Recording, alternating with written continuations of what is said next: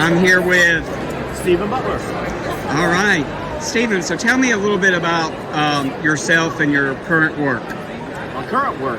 Well, I'm Steven Butler. I'm a comic book artist. I've been doing comic books as a penciler, inker, a little bit of everything, jack of all trades in comics for 35, going on 36 years now. My current work, what I'm doing right now is working for Archie Comics with my daughter Lily. And we've been working for Archie together for going on 3 years now.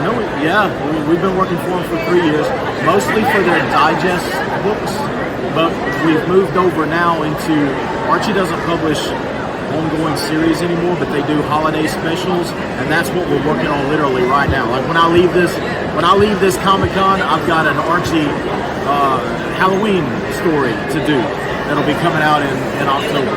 So it's like a 3-part story, and so Archie's keeping us really busy these days. That's great that you're doing. So go back, you said you've been doing this for 35 years. Yes. So let's go back to, in the Wayback Machine, what was your first professional work? My first professional work was a character called the Badger for First Comics, who no longer exists. In fact, I worked for First Comics the last year, or the last couple of years of their publication history. They folded in 90, I think it was 91 that they folded. I started working for them in 1990, and I did a book called The Badger, which was created by Mike Barron and another Butler named Jeff Butler way back in like 1983. And I started on the book in issue 6, it was a long time ago, 16, I think was the first issue, and I did it for about a year and a half before they declared bankruptcy, and I started working for Marvel right about that same time. Since that's your first work, is Badger been picked up by another publishing company since then? Yes. Several companies have picked up Badger. Image Comics did a series. I didn't draw it, but that was other artists worked on it. I know Image Comics did some. I think IDW did a Badger miniseries, and then later on, First Comics came back and they did a Badger series, and I did a couple of strips for that, like little 1-page gag or 1 or 2-page gag strips for that. But then again, that was like 10 years ago, so it's been a while since I've been a part of that. But I like the character a lot. He and I have history. That's great. So why did you want to become a comic book artist? I grew up with comics, and I grew up loving art, and those two things are inextricably entwined with my memory. Because my first memories are of picking up comics from the spinner rack, or my parents buying them for me. But I just fell in love with the colors. I think was the first thing that I gravitated towards, even before, because I remember getting them before I could even read. But I liked the way they looked. I liked the stories that they were telling. Because if a comic book is telling its story right, it's a visual medium, and you can read it and follow it if it's done right without even knowing what it's saying, without the words. You can make up your own story, to go with it. And so I started drawing by like tracing or copying the panels from the comics, and then I graduated from there to drawing my own versions of those characters to drawing my own characters that I've created. So comics were the beginning of my interest in art, and my interest in art has always gone back to my love of comics, heroic storytelling. But I love all kinds of comics. Whenever I was younger, that's when there were Western comics still coming out, war comics, romance comics. Didn't really get into those, but I did horror, of like mystery, suspense kind of comics. I read those. I read a little bit of everything. Superheroes were big, with me, and I loved westerns just as much, But we're going way back to the early '70s then, and so I still love all of those different genres. I mostly do superheroes, but I love a lot of other different kinds of things. Comics are just a wonderful medium, still to this day, to tell stories that are you can do stuff with comics that you can't do with movies and TV shows. It's something about how our brain is turned into that page, and seeing those pictures and the way they're arranged, and there's just something about it that's unique, different than anything else that's out there. So I'm glad to be part of it. Well, I'm glad you're part of it too. And I go way back with you from the start of your career. I didn't catch in with the Badger, but from the start of your Marvel work, from when you came and kind of sat in one of my art classes in college, and you were doing Spider-Man in the classes. Wow, how about that? Yeah. So, growing up, you said you traced panels. Was there a particular artist you sought out, or you really wanted to emulate? Who was your biggest influence? Jack Kirby. The King. I think he was a lot of people's favorite guy. But there were others. I loved Neil Adams stuff. I loved Wally Wood. I liked him on Steve Ditko. Loved all those guys. Jim Starlin. Oh my gosh, he was really big. He was doing that Warlock and Captain Marvel stuff back whenever I was a kid. Loved pretty much everything that he was doing. This gentleman right here that's sitting to my left, Michael Golden, was another one that was a huge influence. So many, from that time were just fantastic. More than just fantastic artists, they were fantastic storytellers. That's different, than artists. I think pretty much anybody can draw a picture, a drawing, and make it look good. But you turn that into a story that somebody wants to follow. That takes almost like another skill set, something past just drawing one picture. And so, but Jack Kirby was my guy. Whenever he did a comic, he immersed me into that world. He was doing a book whenever I was little called Commandy, the Last Boy on Earth, kind of like Planet of the Apes, except in Commandy, all the animals could talk and were intelligent, and it was the humans that were like the animals. And Commandy was the only one that still had his mental faculties and was able to have all these crazy adventures. It's kind of like Johnny Quest. It had that similar vibe, except it was a future dystopian Planet of the Apes kind of a thing. And so that was a huge part of my childhood. And I would follow him on anything that he did. It didn't matter whether it was DC or Marvel or whatever, Pacific Comics when he did that. What was it, the Galaxy Rangers or Captain Victory? Captain Victory, yeah. I followed him on that. That was later on in his career, and I loved it. I loved everything over the tops. Yeah, oh yeah, I loved all that stuff. So he was my number one guy. All right, well, everybody owes something to the King, that's for sure. I think so. He was many people's not only hearts and lives, but he's influenced so many of us to get into the business to start with. Yeah, I remember going back to his early works in the 60s with Cap, and that's where I learned to try to draw hands. Yeah, yeah, you have those square hands. That's right, it was easy. In front of you, yeah. But you were talking storytellers. Since you've been doing 35 years, you've worked with and collaborated with a lot of people. So is there this might get you in trouble, I don't mean to, but is there a writer that you loved working with that you meshed with? Any particular writer ever stand out to you? Had a good partnership? With a lot of them. I know you have. Mike Barron, I started out with him, and he was at the top. It was weird because whenever I was doing the Badger stuff, he didn't. Usually, you get a script to work from, and it reads kind of like a play, like a Shakespeare play or something, where it tells you who's saying the lines, and it gives you kind of a brief description of what's going on in each panel. Mike Barron didn't give me that. He would do like doodles he would do doodles of a comic book page, and he said, "Here, this is your script," and it had everything in it. And he said, if you can see the scene better than what I've drawn it out in my he was stick figures basically, then go for it. But if not, this is you a blueprint. Here's you a blueprint to follow. And so that's how I started, in comics. And then I went from that to working Marvel method, where it was not a script, it was a plot that told you, it was just a basic plot that told you from page to page the action that was happening on the page. You drew it, and they'll tell you if, okay, I need the actors. the characters. I need the characters to be. This needs to be a text-heavy page, dialogue-heavy page where they're talking.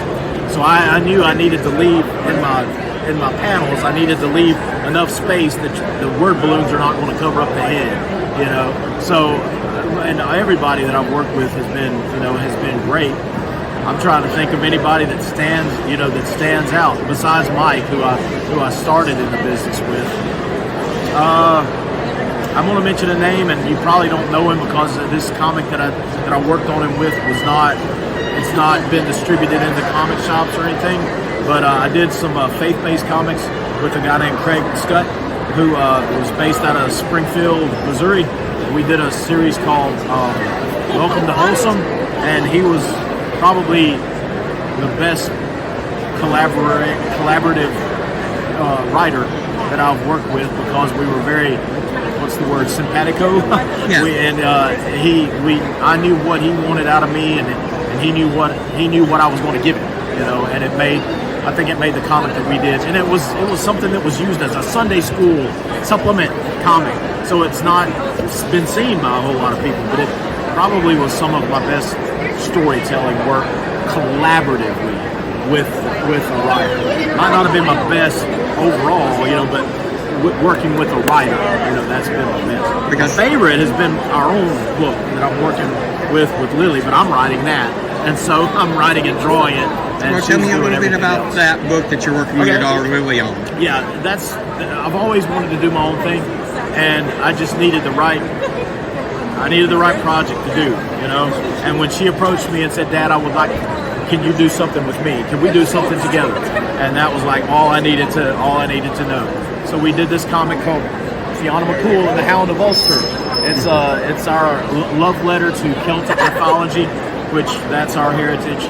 And so we wanted to put something out that represented that. Created this cast of characters that's from Celtic mythology. Fiona McCool is basically a feminized version of Finn McCool, the ancient Celtic hero.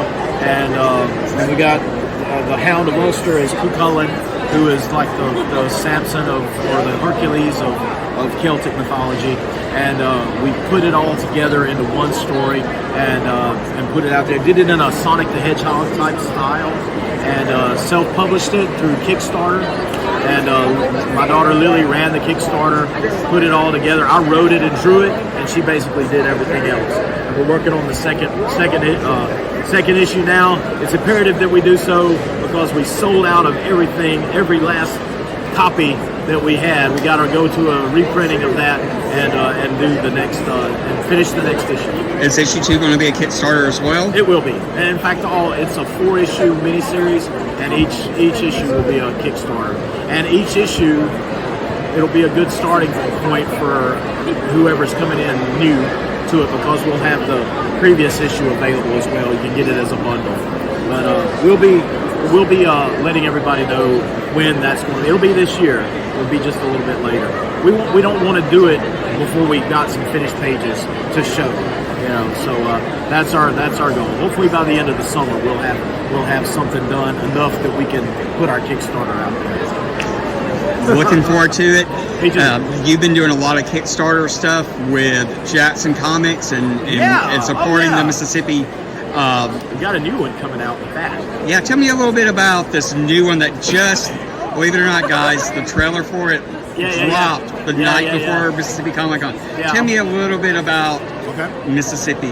All right, I am working with a guy named Blake Barnes, who is based out of here in Jackson. I think he works for MPB up here, and he approached us several years ago, I think right here at Mississippi Comic Con, to ask us if we would be willing to contribute to a thing called to Jackson Comics, the shirt that you're wearing, that is all about Mississippi writers and artists all coming together to do these short stories. And with Blake, we created a character called Captain Jackson, who is basically representing the capital of Mississippi. and he's a superhero. And now he's got this long backstory. I know it, and eventually you guys will know it because we're going to be doing Captain Jackson stories for every issue of Jackson Comics that comes out. So far, there's 2 that's come out. But the thing with that is he's only using Mississippi writers and Mississippi artists to do it. This new project that we're working together is also being done by Jackson Comics, this thing called Mississippi Macabre, which is basically spooky stories about the historical spooky stories, historical horror stories, historical mystery stories that are most are true or allegedly true. Should I continue on this going? Yeah, that's what I did. And there's really no way to get around it. No. But these stories are allegedly true that we're telling. Like, but it's like kind of like Tales from the Crypt. That's the format of it. So each issue is going to have like maybe 3 or 4 stories that's talking about some weird happening that's taking place in Mississippi. And he just released a trailer for it, a little teaser type thing on YouTube. And so check it out. I think it's at the Jackson Comics Facebook page. Yeah, that's and I've shared it on my page as well. Yeah, and we'll be sharing it through here, and the links will be in the description for that as well. Excited about that. Y'all have a Crypt Keeper. Do you have a host? Yes, for Macabre? she is very similar to the Crypt Keeper. It's the Witch of Yazoo City, and who is an allegedly true historical figure that's buried in a chained coffin in Yazoo. And so we've turned her into basically the Crypt Keeper type, Uncle Creepy Crypt Keeper kind of character that tells these stories. So really looking forward to that one. We've done the covers for them. It's going to have like 2, 3. I know it's going to have at least 3 covers for that first issue. So that Halloween is our intended release time for that. I cannot wait. Been excited with what you guys did, especially with Jackson Comics 2. Yeah. Had a great chance at Offbeat Comics to meet up with you guys. Yes. You check out our earlier video that we did there. Offbeat has been great as far as being a representative and a place, kind of a hub, for Jackson Comics. So hats off to Phil and those guys there. They're doing a great job. Don't want to keep you too much longer. I know it's been a busy weekend and stuff, but of all the characters in 35 plus years, who has been your favorite to do?